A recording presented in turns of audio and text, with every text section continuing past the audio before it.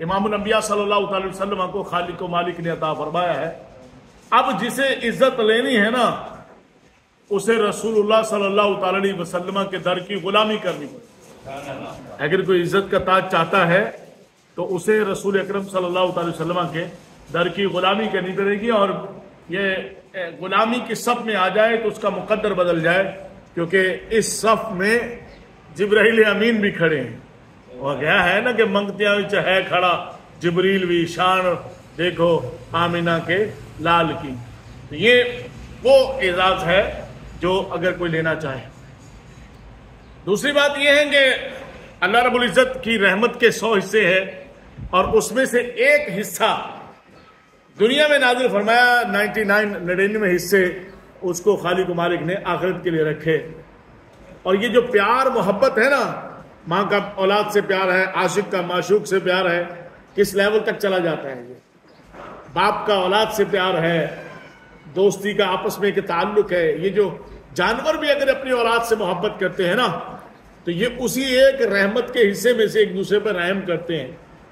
تو میں کہنا یہ چاہتا ہوں کہ کائنات کو بسانے کے لیے ایک رحمت کافی ہے، تو ہم گناہ گاروں کو دوزخ سے بچانے کے لیے وہ 99 رحمتیں کیوں نہ کافی ہیں. یہ عزیزان محترم یہ سلسلہ ہے سوال جواب کا. تو رات جیسے کہ بیان میں نے عرض کی کہ ایک صحابی رسول صلی اللہ علیہ وسلم نے رسول اکرم صلی اللہ علیہ وسلم کی بارگاہ میں حاضر ہو کے سوال کیا، یا رسول اللہ صلی اللہ علیہ وسلم قیامت میں ہمارا حساب کون لے گا؟ بڑا سادہ سوال ہے، کون حساب لے گا؟ فرمایا اللہ. تو انہوں نے تعجب سے پوچھا اللہ؟ پھر تو ہم نجونا، پھر تو ہم نجات پا گئے، پھر تو ہم بخشے گئے اگر ہمارا حساب اللہ لے گا. وہ کیسے؟ فرمایا کہ جب کوئی طاقتور کسی کمزور پہ غالب آ جاتا ہے نا تو پھر وہ اس کو معاف فرما دیتا ہے. سب سے طاقتور تو اللہ وحدہ لا شریک ہے جو ماؤں سے زیادہ مہربان ہے.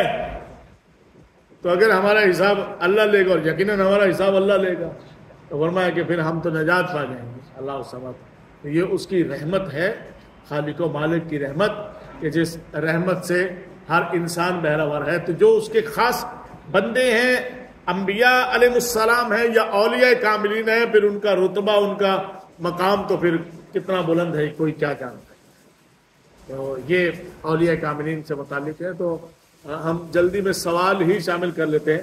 اگر کسی کو کوئی سوال ہے 11ویں شریف سے متعلق، حضور غوث پاک رضی اللہ تعالیٰ عنہ سے متعلق، تو ضرور بتائیے، اس کو پھر شامل کرتے ہیں ہم. نہیں 11ویں پہ جو اعتراضات ہے کسی کو، کہ جب ان لوگوں سے پوچھتے ہیں یا یہ جو لوگ ان کے جھانسے میں آتے ہیں یہ کہتے ہیں یہ بدعت ہے.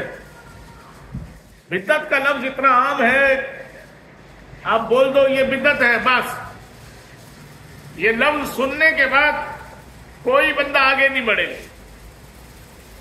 اور ایک حدیث ہے کہ وہ کل بدعت دلالہ، ہر بدعت گمراہی ہے، بس یہاں پہنچ کے سٹاپ لگ گیا. بھائی بدعت کیا ہے؟ جب آپ پوچھیں کہ بھائی بدعت کیا ہے، دین میں نئی ایجاد، دین میں نئی ایجاد وہ بدعت کہلاتی ہے. دین میں نئی ایجاد بدعت کہلاتی ہے. اس طرح انہوں نے شرک کی تعریف بھی اپنے حساب سے کی ہوئی ہے کہ تم لوگ شرک کرتے ہو، ولیوں کو رب سے ملا دیتے ہو، نبیوں کو رب سے ملا دیتے ہو. شرک کی تعریف بھی انہوں نے اپنے حساب سے کی ہوئی ہے. جب اس شرک کی تعریف کو جب پرکھا جاتا ہے، معیار پہ لا کے جب کہا جاتا ہے تو نکلتا کچھ بھی نہیں ہے. بس ان کے یہاں دو ہی ہے، یہ شرک ہے، یہ بدعت ہے، بس اسی پہ پورے مسلکوں کی بنیاد کھڑی ہے. ہر بدعت جو ہے